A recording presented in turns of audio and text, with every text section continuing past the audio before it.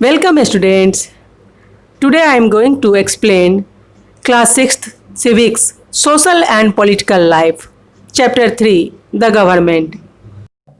Students, जैसा कि आप जानते हैं, हमारा देश भारत 15 अगस्त 1947 को आज़ाद हुआ और उसके बाद हमारे देश में एक स्वतंत्र गवर्नमेंट बनी, अर्थात एक आज़ाद सरकार। अब आप सोच रहे होंगे कि ये गवर्नमेंट होती क्या है, इसके कौन कौन से कार्य हैं, इसके कितने रूप हैं और ये किस किस लेवल पे काम करती है।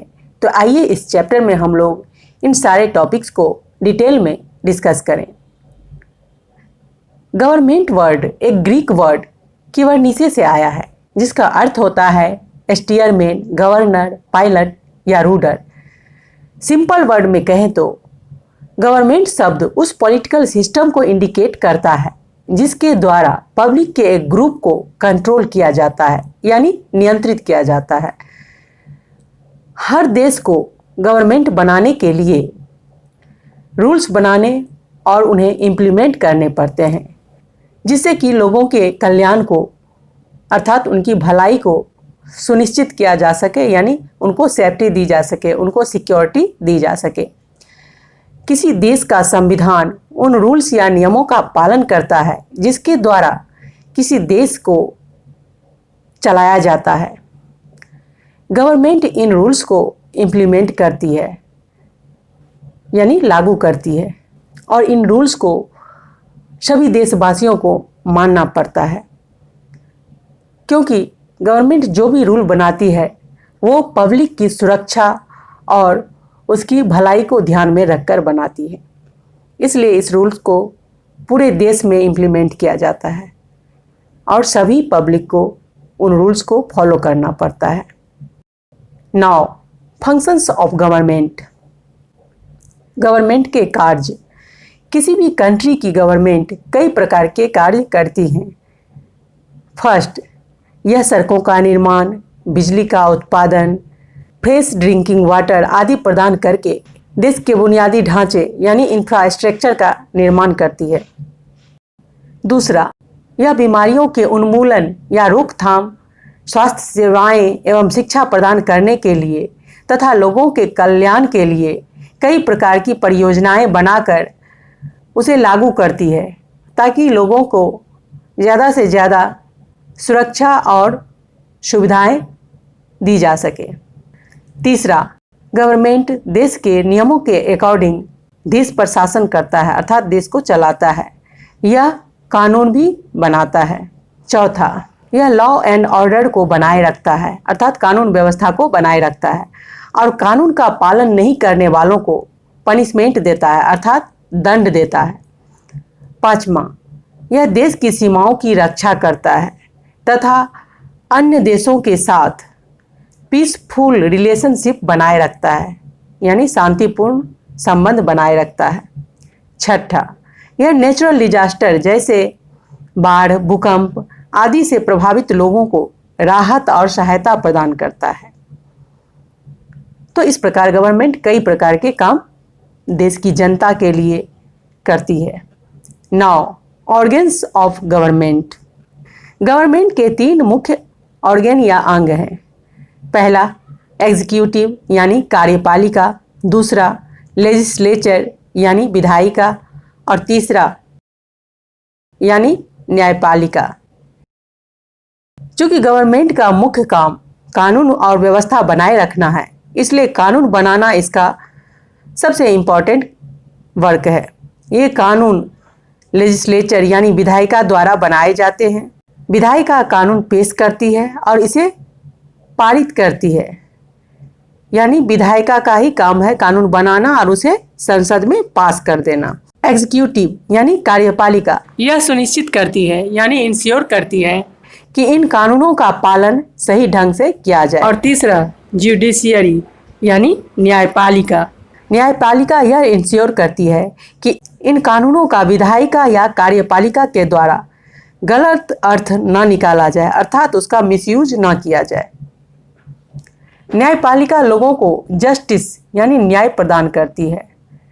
डेमोक्रेटिक कंट्रीज जैसे India, United state of America, United kingdom आदि देशों में गवर्नमेंट के कार्यों में पब्लिक सक्रिय भूमिका निभाती है, यानी एक्टिव रोल प्ले करती है। पब्लिक यह डिसाइड करती है कि कौन उन पर शासन करेगा, अर्थात उनको कौन कंट्रोल करेगा।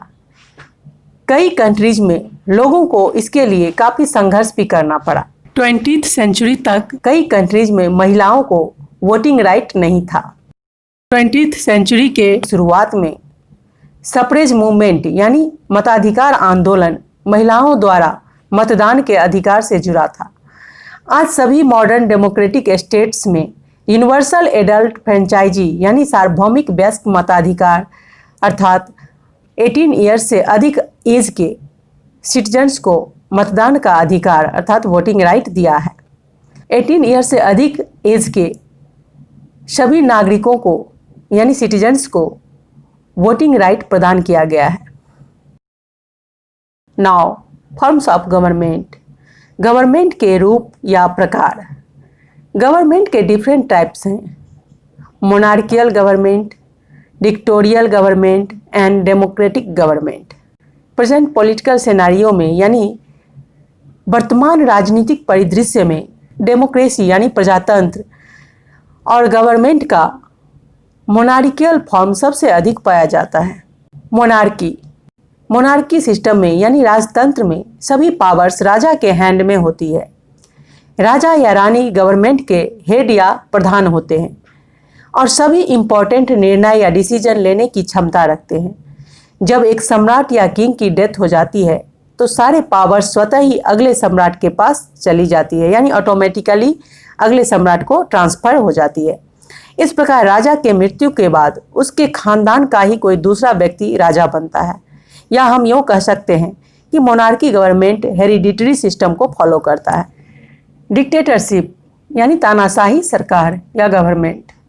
जब कोई व्यक्ति जनता की इच्छाओं पर ध्यान दिए बिना अपनी इच्छा के आधार पर गवर्नमेंट रूल्स फॉलो करता है तो इसे एक ऑथोरिटेरियन गवर्नमेंट या डिक्टेटरशिप तानाशाही सरकार कहते हैं। यह गवर्नमेंट का एक अनडिजरेबल या अवांछनीय रूप है, जहां तानाशाहों के कहर या अत्याचार के कारण जनता को कई कठिनाइयों का सामना करना पड़ता है। जर्मनी का एडोल्फ हिटलर हिस्ट्री में सबसे इनफेमस यानी कुख्यात तानाशाहों में से एक था, जो अपनी रूल्स खुद बनाता था और उसे पब्लिक पे थोप देता था। जो भी उसके रूल्स के अगेंस्ट जाता था उसे वो कड़ी से कड़ी पनिशमेंट देता था। तो डिक्टेटरशिप एक ऐसे सिस्टम को फॉलो करता है जिसमें सारे पावर्स एक व्यक्ति विशेष के हाथ में होती है और वो जो चाहे वो डिसीजन ले सकता है और उसे ज़बरदस्ती पब्लिक के ऊपर थोप सकता है। डेमोक्रेसी यानी प्रजातंत्र। डेमोक्रेसी में गवर्नमेंट जनता के प्रतिनिधियों के द्वारा चलाई जाती है। सिटीजन्स को वोट देने का अधिकार होता है और इस तरह वे अपने रिप्रेजेंटेटिव्स या प्रतिनिधियों को खुद चुनते हैं। साथ ही डेमोक्रेटिक गवर्नमेंट में जनता को इलेक्शन लड़ने का भी अधिकार होता है। अधिकांशतः सरकार अपने कार्यों के लिए जनता के प्रति जवाबदेह होते हैं, अर्थात रिस्पॉन्सिबल होते हैं। जनता उनके कार्यों को लेकर उनसे सवाल पूछ सकती है और सरकार को या प्रतिनिधियों को जनता के सवालों का जवाब देना पड़ता है।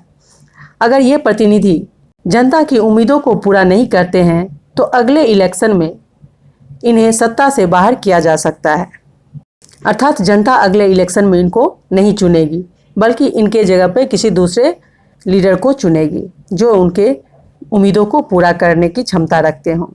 Now democratic government can be two types, parliamentary government and presidential government, यानी संसदीय सरकार और राष्ट्रपतीय सरकार। इन दोनों के बीच का डिफरेंस गवर्नमेंट के तीनों अंगों के साथ उसके रिलेशनशिप पे आधारित होता है। Parliamentary forms of government. Government का संसदीय रूप।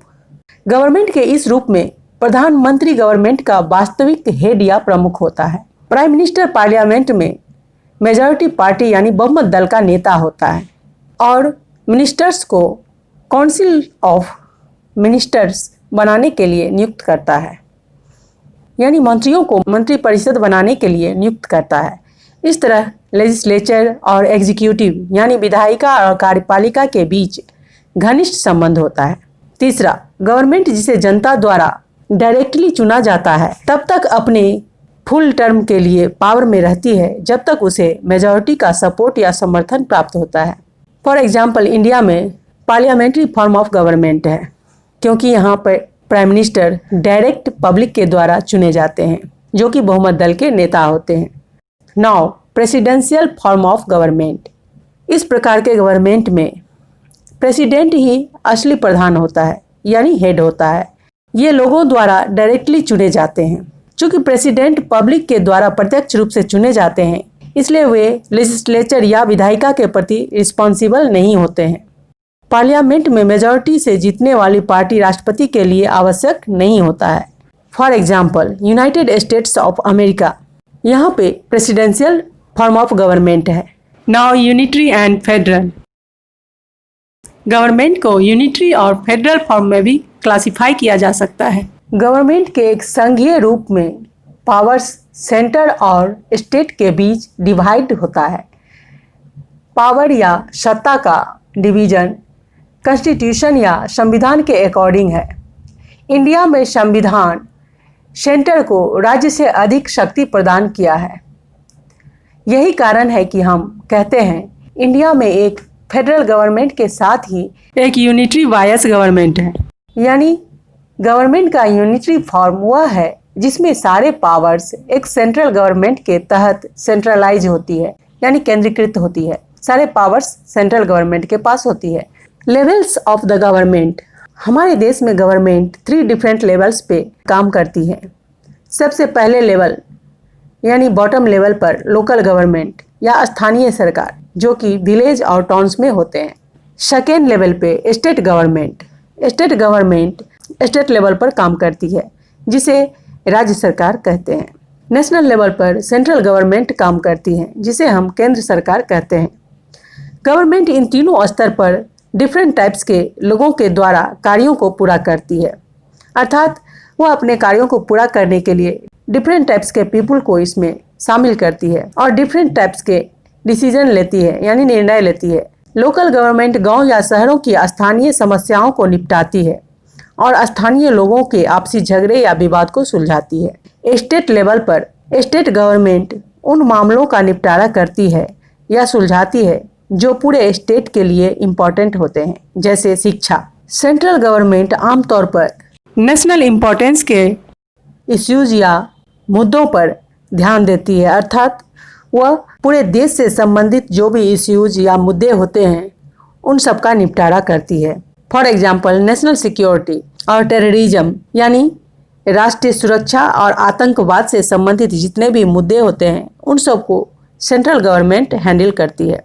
इस चैप्टर में हमने गवर्नमेंट और गवर्नमेंट से रिलेटेड अनेकों जानकारियां प्राप्त की और जाना कि गवर्नमेंट कहते किसे हैं, गवर्नमेंट के कौन कौन से काम हैं, गवर्नमेंट के कितने रूप हैं और गवर्नमेंट किस किस लेवल पे काम करती हैं, तथा किसी भी देश के लिए गवर्नमेंट का होना क्यों आवश्यक है, कि किसी भी देश को चलाने के लिए एक गवर्नमेंट का होना ज़रूरी है जो कि पूरे देश के लिए कानून बनाए और देश और देश की जनता के लिए सुरक्षा व्यवस्था स्थापित करे। तो उम्मीद है यह चैप्टर आपको अच्छी तरह से समझ में आ गई होगी। अगर आपको यह चैप्टर अच्छे से समझ में आ गई है तो इस वीडियो को लाइक कर दें, अपने फ्रेंड्स के साथ इसे ज़्यादा से ज़्यादा शेयर करें। साथ ही अगर आप इस चैनल पर नए हैं तो इस चैनल को सब्सक्राइब कर लें और बेल आइकन को प्रेस कर दें ताकि आने वाली सभी वीडियोज़ की नोटिफिकेशन आपको सबसे पहले मिले। धन्यवाद।